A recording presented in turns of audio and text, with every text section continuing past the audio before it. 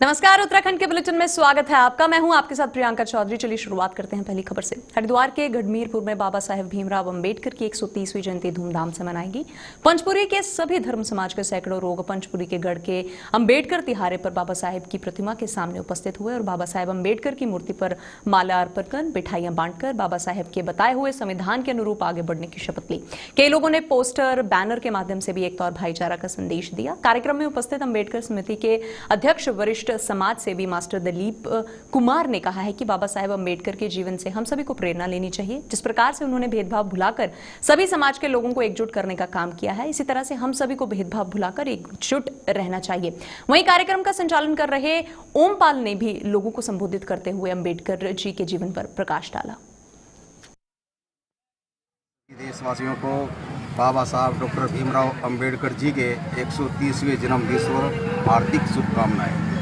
आज ग्रामगढ़ में बाबा साहब डॉक्टर भीमराव अंबेडकर जी की 130वीं जयंती बड़े धूमधाम के साथ मनाई जा रही है। इसमें सर्व समाज का सहयोग प्राप्त हो रहा है, विशेषकर हमारा अल्पसंख्यक समाज का सहयोग प्राप्त हो रहा है और अल्पसंख्यक समाज के लोगों ने जहां हमारा सम्मान बढ़ाया है, वहीं पर फल वितरित करके ये हमारा सम्मान बढ़ाया है। हम इनके हमेशा ऋणी रहेंगे।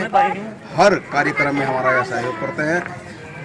हिंदू लोग भी इन अल्पसंख्यक समाज के कार्यक्रम में पूर्ण सहयोग करते हैं।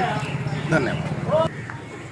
बाबा साहब की शोभा यात्रा रामगढ़ में समय 3 बजे से निकाली जाएगी और इसमें जो सरकार ने हमें गाइडलाइन दी है कोरोना के संबंध में, उसका पूर्ण पालन हम लोग करेंगे।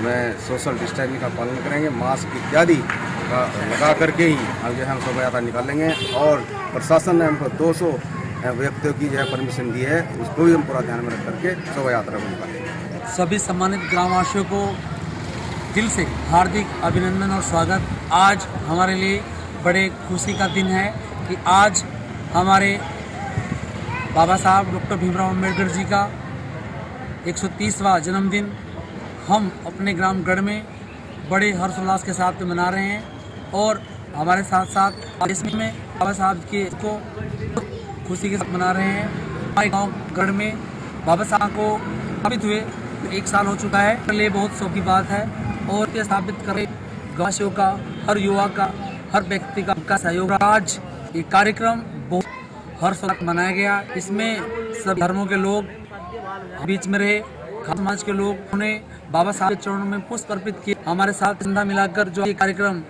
अच्छा बनाया, हम इन समाज के बहुत ऋणी रहेंगे।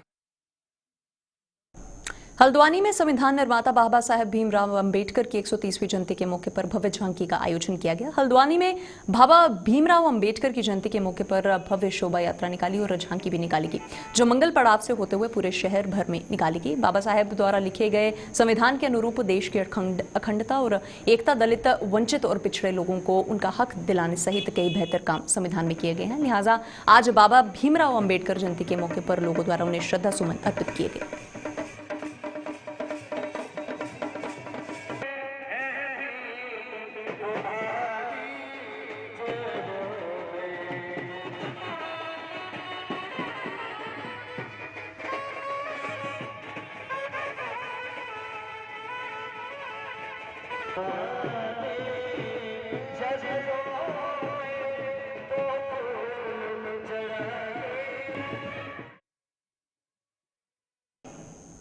देश भर में संविधान निर्माता डॉक्टर भीमराव अंबेडकर की जयंती बड़ी धूमधाम से मनाएगी। लोईवाला में भी कांग्रेस कार्यकर्ताओं ने अंबेडकर की जयंती पर उनके चित्र और पर फूल चढ़ाकर उन्हें श्रद्धांजलि भी अर्पित की और इस दौरान कांग्रेस नेताओं ने कहा है कि बाबा साहेब भीमराव अंबेडकर ने देश को जो संविधान दिया है वह पूरे विश्व का सबसे बेहतर संविधान है। उन्होंने कहा है कि इस समय देश के युवाओं को उनके पद चिन्हों पर चलकर देश को बचाने की जरूरत है, क्योंकि मौजूदा सरकार द्वारा कानून में कई बदलाव किए जा रहे हैं। भारत रत्न और जो हमारा संविधान हिंदुस्तान का जो पूरे विश्व में सबसे लोकप्रिय संविधान था, उसके निर्माता आदरणीय भीमराव अंबेडकर जी का 130वीं जयंती हम लोग मना रहे हैं और मुझे खुशी आज हम लोग यूथ कांग्रेस के द्वारा आज ये कार्यक्रम भानीवाला पर किया गया है, जिसमें हम सभी लोगों ने मिलजुल कर अंबेडकर जी को श्रद्धांजलि दी है और सभी ने निर्णय लिया है कि जो अंबेडकर जी ने जो संविधान बनाया, जो इतना खूबसूरत संविधान था, आज तो सरकारें उस संविधान की आड़ में दिन प्रतिदिन कुछ ना कुछ अपने मन मर्जी से परिवर्तन करती जा रही है, जो कि बड़ा दुखद है। इतना सुंदर संविधान देने के पश्चात जो इतना खुशहाल भारत बनाने का जो सपना देखा था, हर वर्ग को, हर तबके को ऊपर बढ़ने का मौका इस संविधान में लिखा गया था। तो ऐसे शख्सियत को आज हम लोग याद कर रहे हैं और हमें उनके बताए हुए रास्ते पर चलने का सभी लोगों से निवेदन भी करता हूं कि आह्वान करता हूं कि उनके बताए रास्ते पर चलें, जिससे कि भारत और आगे बढ़ सके। जो है फूल और माला वगैरह अर्पण की है हमने। ऐसा कौन शख्स है जो आज के समय में जिसे उनके बारे में उनका नाम विदित ना हो। यह एक ऐसी शख्सियत थी जिन्होंने जो है केवल सामाजिक, सांस्कृतिक, आर्थिक और राजनीतिक क्षेत्र में जो है समाज को उठाने में अपना पूरा जीवन जो है अर्पण कर दिया। दलितों के उत्थान के लिए, गरीबों के लिए, पीड़ितों के लिए हमेशा डॉक्टर भीमराव अंबेडकर जी का जो योगदान है वह सराहनीय है और हमेशा हम सबके दिल में उच्च स्थान बनाकर रखेगा। इन्होंने जो है अपने पूरे जीवन में अपना पूरा जीवन दलितों के लिए अर्पण किया है। ये एक ऐसी महान विभूति है जिन्होंने हमारे संविधान का निर्माण किया है और जिनका पालन आज भी हम लोग करते हैं। मैं कहना चाहूँगी कि भीमराव अंबेडकर जी हमेशा हमारे दिलों में अमर रहेंगे और हमेशा उनके कार्यों को, उनकी जितनी भी सराहनीय कार्य हैं, हम हमेशा याद रखेंगे। हरिद्वार में चल रहे महाकुंभ में कोरोना पर आस्था भारी पड़ी है। कोरोना संक्रमण के साए में भी बड़ी संख्या में श्रद्धालु हरिद्वार पहुंच रहे हैं और गंगा स्नान के साथ साथ देश भर से आए श्रद्धालु गंगा आरती में भी भाग ले रहे हैं। क्या कुछ कहना है इन लोगों का, हमारी संवाददाता की पेश है ग्राउंड जीरो से ये रिपोर्ट। और जिस तरीके से पूरी दुनिया इस समय यह देख रही है कि इतने बड़े इवेंट का, इतने बड़े धार्मिक आयोजन का जिस तरीके से भारत की जो धर्म नगरी हरिद्वार है उसमें आयोजन किया जा रहा है, क्या व्यवस्थाएं लागू की गई हैं, किस तरीके से इतने बड़े आयोजन को निभाया जा रहा है, किस तरीके से जो पूरा प्रशासन है, सरकार है, किस तरीके से मैनेज कर रही है सारी व्यवस्थाओं को, इसका जायजा लेने के लिए हम मौजूद हैं हर की पैड़ी पर, जहां पर हम देखेंगे कि कल जो शाही स्नान हुआ और 32 लाख लोग पूरे भारत से यहाँ पर पधारे, 32 लाख श्रद्धालुओं ने स्नान किया और जो मंजर था, जो दृश्य था, उसको देखकर कहीं ना कहीं जो आस्था और विश्वास है उसकी चेतना से भरपूर कर देने वाला था।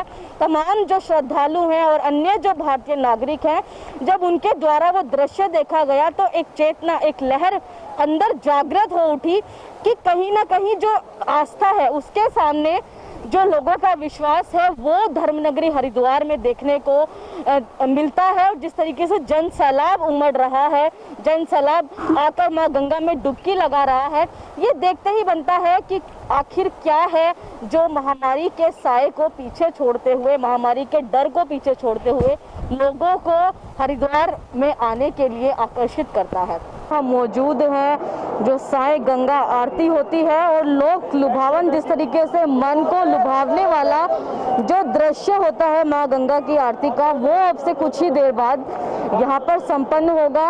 और मैं अपने कैमरामैन से चाहूंगी कि वो दिखाएं कि किस तरीके से जो जन सैलाब है, जो लोगों की भीड़ है, वो आरती शुरू होने से पहले ही यहाँ पर जमा हो गई है। और देखिए किस तरीके से शाही स्नान से पहले, कल शाही स्नान होना है, उसके बाद ये साए जो मां गंगा की आरती है उसको लेकर यहाँ तमाम जो श्रद्धालु हैं वो पूरी श्रद्धा और विश्वास के साथ मौजूद है। जिस तरीके से कोरोना को लेकर जो सावधानियां हैं वो भी हम देख सकते हैं कि लोगों ने कहीं ना कहीं बरती हुई है। और पूछेंगे कि क्या आस्था और विश्वास है उनके मन में, जिसको लेकर वो यहाँ पर उपस्थित हुए हैं। सर बताएंगे आप, आपका नाम क्या है? सुनील शर्मा। कहाँ से आए हैं आप? हरियाणा से। हरियाणा से आए हैं आप, तो आपको डर नहीं लगा कोरोना के बीच में इतनी स्टेट को पार करते हुए आए हैं जिस तरीके से, क्या लगता है आपको? हम वैक्सीनेशन ले रखे हैं। वैक्सीनेशन किया हुआ है, ठीक है। और जिस तरीके से क्या आस्था और विश्वास है आपको, आपके मन में कुंभ को लेकर कि आप महामारी के बीच भी आज यहाँ उपस्थित है? बहुत सारी आस्था यहाँ सब पूरी होती है, यहाँ पे सब पूरी होती है यहाँ पे। तो देखिए जिस तरीके से जो श्रद्धालु हैं वो कह रहे हैं कि जो लगातार जितने दूर से वो यहाँ पर आए हैं और उनका कहना है कि कोरोना महामारी के बीच भी उनकी आस्था और विश्वास में कहीं कोई कमी नहीं है। और इस समय मां गंगा की आरती का जो दृश्य है वो यहाँ पर देखते ही बनता है। और शाही स्नान से एक दिन पहले की तमाम व्यवस्थाओं को हमने आपको दिखाया। जिस तरीके से अगर हम सुरक्षा व्यवस्था की बात करें तो तमाम जो जवान हैं, चाहे वो उत्तराखंड पुलिस के हो या फिर सीआरपीएफ बीएसएफ जवान हो, वो यहाँ की सुरक्षा व्यवस्था को लेकर लगाए गए हैं और कहीं भी कोई चूक ना हो सुरक्षा व्यवस्था को लेकर, वो जाहिर तौर पर प्रशासन के द्वारा सुनिश्चित किया गया है। और शाही स्नान से पहले जो व्यवस्था है उसको देखकर ये लगता है कि जिस तरीके से कल इतने बड़े जन सैलाब की व्यवस्थाओं को कंट्रोल किया गया और कोरोना को लेकर जो संशय बना हुआ है उस पर कहीं ना कहीं जो व्यवस्थाएं हैं वो चरमराती हुई दिखाई देंगी या नहीं, ये कल देखने वाली बात होगी। और तमाम जो व्यवस्थाएं हैं उनका हमने जायजा लिया। जिस तरीके से लोगों की संख्या फिलहाल यहाँ मौजूद है शाही स्नान से पहले, वो जाहिर तौर पर एक चिंता का विषय जरूर प्रशासन के लिए होगा।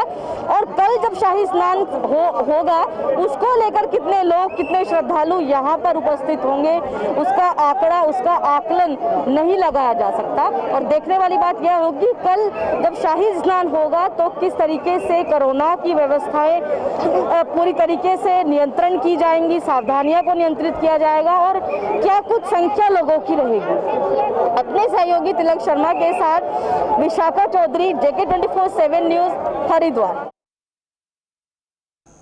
कोरोना संक्रमण के खतरे के बीच भी हरिद्वार महाकुंभ में बड़ी संख्या में साधु संतों के साथ साथ श्रद्धालु भी पहुंचे और मां गंगा में आस्था की डुबकी भी लगाई। उसी के साथ शासन प्रशासन द्वारा तीसरे शाही स्नान को लेकर किस तरह की व्यवस्थाएं की गई हैं और इस शाही स्नान में शामिल साधु संतों और श्रद्धालुओं का क्या कुछ कहना है, पेश है ग्राउंड जीरो से हमारी संवाददाता विशाखा चौधरी की ये रिपोर्ट। देखिए, कुंभ की जो दिव्यता है वो इस समय अपनी चरम सीमा पर है और जो उसकी भव्यता और दिव्यता के दृश्य है, तीसरे शाही स्नान की शुरुआत हो गई है, जिसकी पहली पेशवाई की सारी तस्वीरें हमने आपको दिखाई।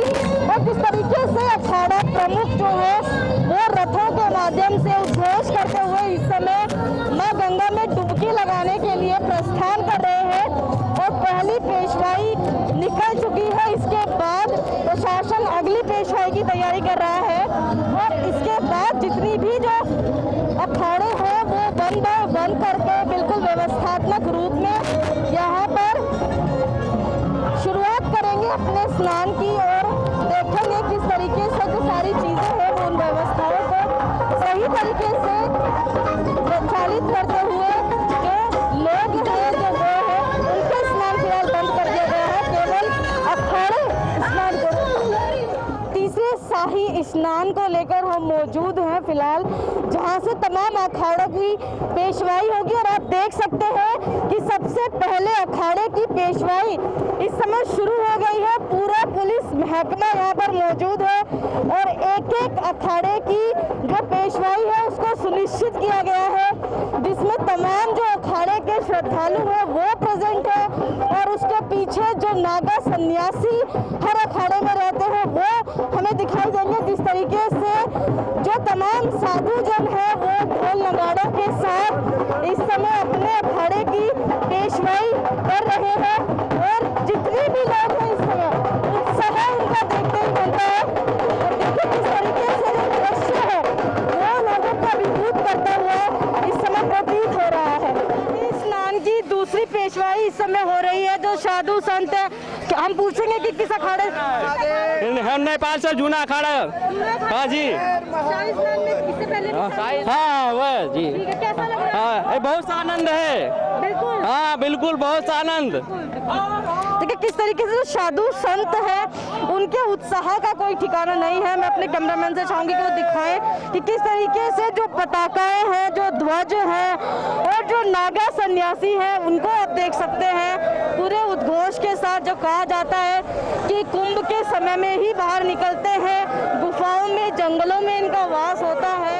देखिए जिस तरीके से जो तमाम भारतीय नागरिक है उनके साथ जो विदेशी नागरिक है उनकी भी जो श्रद्धा है वो देखते ही बनती है। और हमारे साथ जो कहाँ से है, हम पूछना चाहेंगे कि जो विदेश से लोग आए हैं वो किस तरीके से कोरोना के समय में क्या श्रद्धा भाव को देखते हैं। तो what are you see that what the you believe that the Indian culture and Indian philosophy is like?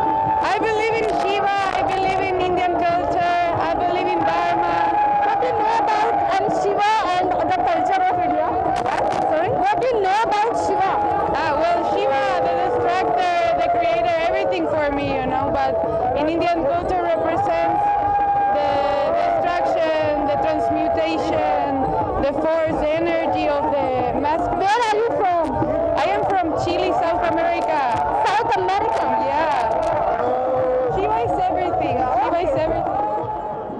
दूसरे शाही स्नान का आगाज हो चुका है और पहली पेशवाई की जो सारी तस्वीरें हैं वो हमने आपको दिखाई। जिस तरीके से जो पहला अखाड़ा है उसकी पेशवाई की जा चुकी है हर की पैड़ी पर।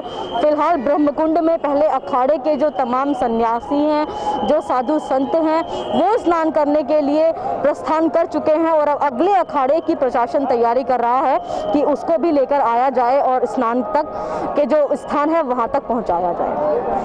अपने सहयोगी तिलक शर्मा के साथ विशाखा चौधरी, JK24/7 न्यूज, हरिद्वार। हरिद्वार में 1 अप्रैल से चल रहे महाकुंभ मेले की तैयारी जोरों शोरों पर चल रही है, लेकिन कोरोना संक्रमण के साए के चलते महाकुंभ पर शासन प्रशासन के आला अधिकारी महाकुंभ के सफल आयोजन में जुटे हुए हैं, जिसका फायदा उठाकर खनन माफिया करोड़ों रुपए के राजस्व को जूना लगा रहे हैं। रात के समय में दर्जन ट्रैक्टर जो हैं वो नदी में उतरते हैं और दिन के उजाले के बाद भी ट्रैक्टर के पहिए नहीं रुक पाते, जिसको देखते हुए वन विभाग अधिकारी दिनेश प्रसाद नोटियाल के नेतृत्व में एक टीम गठित की गई है, जिसमें वन विभाग दरोगा आशुतोष ने एक बड़ी कार्रवाई करते हुए रोशानाबाद के समीप वन विभाग के जंगलों से रेत से भरी एक ट्रैक्टर ट्रॉली को पकड़कर सीज किया है। वहीं वन विभाग अधिकारी दिनेश प्रसाद नोटियाल का कहना है कि खनन माफियाओं के विरुद्ध आगे भी ऐसी कार्रवाई होती रहेगी और रात के समय में खनन का काला कारोबार शिकंजा कसने की जरूरत पर यह बल दिया जाना चाहिए।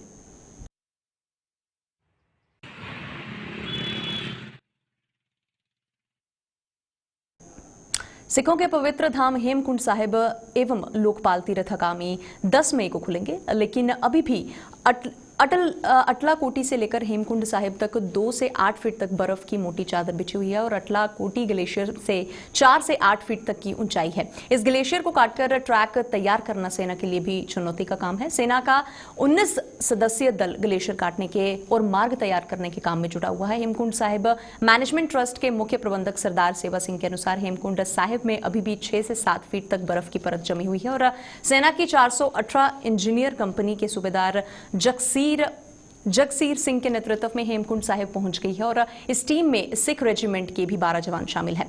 जवानों ने ग्लेशियर काटकर ट्रैक रूट बनाने व हेमकुंड साहिब से बर्फ हटाने का कार्य शुरू कर दिया है और अब पूरी उम्मीद है कि 10 मई प्रकाशोत्सव से पर्व आवाजाही के लिए तैयार कर लिया जाएगा। सेवा सिंह ने बताया है कि 15 सेवादारों का दल भी धाधरिया पहुंच चुका है और हेमकुंड साहिब तक का ट्रैक मार्ग तैयार होते ही सेवादारों का दल हेमकुंड साहिब पहुंचेगा। हेमकुंड साहिब के राह में जमी हुई बर्फ का हटाने का कार्य शुरू हो गया है। उम्मीद करते हैं कि भारतीय सेना इस कार्य को बहुत जल्दी समाप्त कर लेगी। इस वर्ष हेमकुंड साहिब में जाने वाले यात्रियों से निवेदन है कि कोविड की गाइडलाइंस को समय समय पर दी जाने वाली सरकार द्वारा हिदायतों का पालन अवश्य करें। इस समय जो भी व्यक्ति यात्रा के लिए आना चाहता है वह कोविड गाइडलाइंस के तहत उत्तराखंड में प्रवेश के समय RT-PCR का टेस्ट जो कि 72 घंटे पहले का हो उसको साथ में अनिवार्य रूप से लाए या टीकाकरण जो कि संपूर्ण हो चुका हो उसका सर्टिफिकेट साथ में लाए। हम उम्मीद करते हैं कि आने वाले यात्री इस वर्ष इन सब का पालन करते हुए अपनी यात्रा को सफल करेंगे और पुण्य के भागी रहेंगे।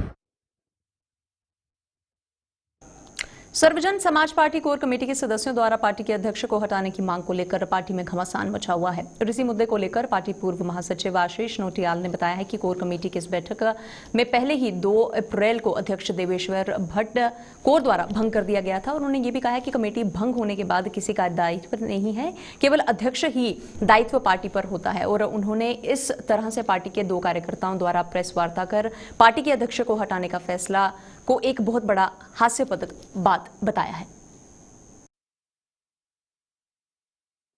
पार्टी की आज ये महत्वपूर्ण प्रेस वार्ता थी जिसे डॉक्टर भट्ट जी के आदेशानुसार रखा गया है।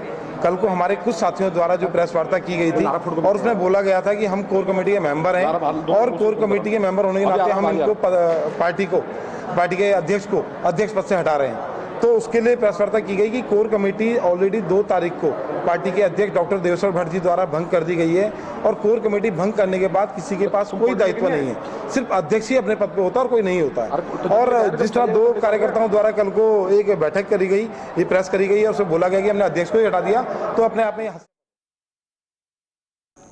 उत्तराखंड राज्य के स्वयं रोजगार से जुड़ी 1.5 लाख महिलाएं अब बेरोजगारी की कगार पर खड़ी हो गई हैं, क्योंकि सरकार ने स्वयं सहायता समूह के द्वारा किए जा रहे पैकिंग के साथ टेक होम का काम कर रही महिलाओं का काम अब निजी संस्थाओं को सौंप दिया है, जिससे स्वयं रोजगार से जुड़ी सैकड़ों महिलाएं जहां बेरोजगार हो जाएंगी और वहीं इन सैकड़ों पर रोजी रोटी का संकट भी छा जाएगा। सरकार के आदेश को महिला समूह मानने को तैयार नहीं है। डोईवाला में तमाम महिला समूह की कार्यकर्ताओं ने सरकार के प्रति अपना रोष जताते हुए ये मांग की है कि पूर्व की भांति महिला समूह को ही काम दिया जाए, क्योंकि महिलाएं तमाम ऐसे काम कर रही हैं जो इन महिलाओं के परिवार की आय का जरिया है, लेकिन सरकार के फैसले से महिलाएं जहां बेरोजगार हो जाएंगी।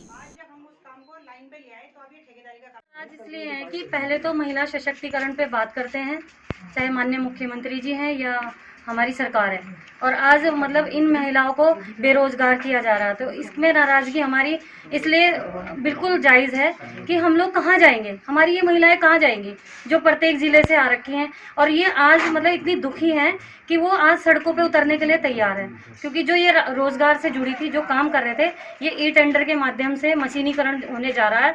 तो इसका मतलब ये लगा लो कि जो महिलाएं आज 1.5 लाख महिलाएं हैं, वो आज जो पैकिंग करके और गाड़ी पे मतलब बाकायदा जाती है, गाड़ी ये जो जिसमें राशन जाता है उसमें महिलाएं बैठ के अपनी जिंदगी को दांव पे लगाकर भी काम कर रही थी, तो उनको आज काम छीना जा रहा है। मेरा नाम सबसे पहले नमस्कार, मेरा नाम नीलम नेगी है और मैं भी समूह से जुड़ी हूँ। तो सबसे पहले मैं ये बता दूँ कि मैं नॉन वुमेन बैग का काम करती हूँ और मेरे सारे इसमें 25 से 30 महिलाएं काम करती हैं जो सिलाई करती है, सिलाई के जो बैग सिलती है जिससे राशन पैक होता है। तो सर वो इतनी गरीब है जो 75 पैसे में एक थैला सिलती है, तो सोचो आपकी जो 75 पैसे में एक थैला सिल रही है तो कितनी गरीब होगी। और इस समय हमारे पूरे देहरादून में 33,000 महिलाएं इससे जुड़ी हैं। क्या होना चाहिए, क्या मांगे आप, क्या चाहते हैं? तो सर हम यही चाहते हैं सरकार से कि इस जो भी इन्होंने ये फैसला लिया है उसको वापस ले लिया जाए और जो हमारी महिलाएं यथापूर्व काम करती रहे। कोरोना की दूसरी लहर देश के साथ साथ राज्यों में भी तेजी से आगे बढ़ रही है। वहीं राज्यों में कोरोना वैक्सीनेशन का अभियान भी जोरों शोरों से चल रहा है, जिसके लिए राज्य को केंद्र ने 1.38 लाख वैक्सीन की डोज उपलब्ध करवाई है। भाजपा के प्रदेश प्रवक्ता विनोद सुयाल ने बताया है कि वैक्सीन की डोज को लंबे समय तक स्टोर करके नहीं रखा जा सकता है और उन्होंने प्रदेश की जनता को आश्वासित करते हुए बताया है कि वैक्सीन की कोई कमी नहीं है और प्रदेश में सभी को वैक्सीन लगेगी। केंद्र द्वारा प्रदान करवाई गई 1.38 लाख डोज प्रदेश के हर जिले में गई है कि और जैसे ही ये खत्म होगी प्रदेश को और डोज प्राप्त करवा दी जाएगी। देखो उसको उन डोजेजों को बहुत लंबे समय तक भी रखा नहीं जा सकता है, इसलिए वो क्रम वाइज ही आएंगी। मेरी निदेशक सुराज से बात हुई थी तो एक साथ ज्यादा डोज भी नहीं मंगा सकते। 1,38,000 की जो डोज आई है वो सब जिलों में बांट दी गई है और जैसे ही वो खत्म होगी वैसे और आ जाएगी। तो मेरी उत्तराखंड की जनता से आपके प्रसिद्ध टीवी चैनल JK 24/7 न्यूज के माध्यम से उत्तराखंड की जनता से अनुरोध है कि वैक्सीन की कोई कमी नहीं है, सभी वैक्सीन सबको लगाई जाएगी और सबका ही जो है वैक्सीनेशन किया जाएगा। कोरोना की स्पीड कम नहीं हो रही है और लोग सरकारी गाइडलाइंस का उल्लंघन भी कर रहे हैं, जिससे कोरोना को और ज्यादा बढ़ावा मिल रहा है। ऐसे में पुलिस प्रशासन ने कोरोना गाइडलाइंस का उल्लंघन करने वालों के खिलाफ सख्ती अपनाना शुरू कर दी है और इसी के तहत पेश है लक्सर के हाईवे से चेकिंग अभियान भी चलाया जा रहा है और इसी पर पेश है हमारे संवाददाता जसवीर सिंह की ग्राउंड जीरो से ये रिपोर्ट। प्रकोप को देखते हुए पुलिस ने अब चेकिंग अभियान शुरू कर दिया है। खासतौर पर जो लोग SOP यानी कि जो सरकारी गाइडलाइन है कोरोना को लेकर के जो उसे तोड़ रहे हैं तो कहीं ना कहीं उनका चालान किया जा रहा है। आप देख सकते हैं ये लक्सर खानपुर हाईवे है जहां खुद कोतवाल प्रदीप चौहान कमान संभाले हुए और लगातार लोग चालान काटे जा रहे हैं। ये वो तमाम लोग हैं जो बिना हेलमेट के बिना मास्क के यात्रा कर रहे थे और अभी हम बात करेंगे कुछ लोगों से जो यहाँ की आए भी हैं। आपका नाम क्या बेटा? आपका हेलमेट लगाया था? अच्छा, तो इन्होंने तो खैर हेलमेट लगाया था लेकिन मास्क ये तो भाई आपने हेलमेट क्यों लगाया? हेलमेट है तो फिर आपको पुलिस ने रोका? किस लिए रोका? अच्छा, मास्क नहीं पहना था। अच्छा, बाद में ढका होगा आपने। अच्छा, तो ये है और भी तो राणा जी तो टीचर हैं, आपको हेलमेट लगाना चाहिए। ऐसे बहुत लोग यहाँ आप देख सकते हैं, देखो बच्चे जा रहे हैं लेकिन हेलमेट सिर्फ एक ने लगाया और ट्रिपल सवारी भी चल रही है, तो कहीं ना कहीं ये नुकसानदेह है। और ये बच्चे बेटा आपने हेलमेट नहीं लगाया, चालान कर रहे साहब, तो हेलमेट क्यों लगाया? तो जीवन खतरे में डालना अपना खुद का। तो कुछ बोल भी नहीं पा रहे, वजह है कि गलती में है। कोतवाल से बात करेंगे कि किस तरह से लोगों को अब पनिश किया जा रहा है। सर, आपने अभी तक कितने चालान काटे? अरे कोई बात नहीं कर रहे हैं। 65 चालान अभी हमने काटा है और ये अभियान लगातार जारी रहेगा। कुंभ को देखते हुए भी कोविड का जिस तरह से खतरा बढ़ा उसको देखते हुए मास्क को इंश्योर करवाना तथा सोशल डिस्टेंसिंग इंश्योर करवाना ये जरूरी है और इस वजह से हमारे द्वारा चालान की कार्रवाई की जा रही। तो कोतवाल ने बताया कि जिस तरह से लोग SOP को तोड़ रहे हैं, खासतौर पर जो मास्क नहीं पहन रहे हैं या फिर हेलमेट के बिना दुपहिया वाहनों पर चल रहे हैं, उन लोगों पर एक्शन लिया जा रहा है। इसके अलावा और भी कई तिराहे चौराहों पर पुलिस इस तरह चेकिंग अभियान चला रही है। आप देख सकते हैं जो बड़ी गाड़ियाँ उन्हें भी रोककर देखा जा रहा है। तो ये जरूरी भी है। वजह है कि एक तरफ तो कुंभ मेला चल रहा है, उसमें क्राउड बढ़ रहा है, यानी भीड़ बढ़ रही है और कोरोना फैल रहा है। तो इसे रोकने के लिए यानी ब्रेक करने के लिए कहीं ना कहीं जरूरी है चेकिंग अभियान। आज भी पुलिस ने 100 से अधिक चालान काट दिए हैं और ये अभियान लगातार जारी रहेगा। जसप्रीत सिंह, जगह 24/7 बक्सर। उत्तराखंड के बुलेटिन में फिलहाल इतना ही। आप बने रहिए हमारे साथ। नमस्कार। खबरों से अपडेट रहने के लिए JQ24/7 न्यूज के YouTube चैनल को आज ही सब्सक्राइब करें और हमारे Facebook पेज को भी अभी फॉलो करें।